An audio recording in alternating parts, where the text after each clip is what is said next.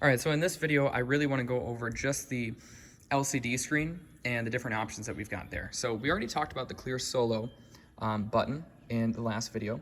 And so the next section we've got over here is basically our main left and right metering. So we know where that's coming in, how loud things are. That's really what that's used for. This next knob and button are actually dependent on what you are selected on. So you'll go in somewhere and you can basically select something and say, I want to control, you can press it and then you can control it here when there's a little yellow outline on it.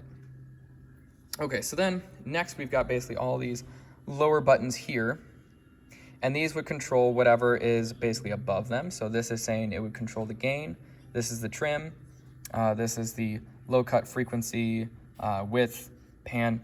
You really won't be using that here. You'll go into a different window to basically adjust those things. This window here on the main home, we've got our channel strip.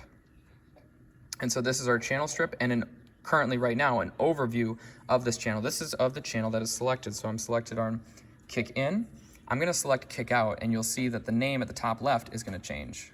Yep, snare top, high tom, low tom, floor tom, the whole shebang. So you'll go in here and you can see basically an overall view of everything. That's your fader level right here. You can see your where you're getting your input, which is on the stage box. You see it doesn't have any phantom power, which is good. You can see an overall of the gain. There's no trim happening. You can see some effects that are here, the EQ. And then you can see the it's being soloed to your headphones if you decide to hit solo. And then we can see, we can go in here, we could change the icon to something else. We could change the color. You can go into name, you could change the name. And tags really aren't important. You don't have to know that. It'll create a tag automatically. The board will create a tag for some stuff like mute groups, for instance. That's what all of these are here. Is saying that when you press the instrument mute group, the underscore mute group, the drums mute group, or the keys underscore mute group, that would basically mute this channel. So that's really handy. Then we'll go over the channel strip in a minute, but let's go over the other stuff here. We've got effects, meters, routing, setup, and library, and utility. We'll basically use almost none of these. We'll be using home for sure. We'll be using setup,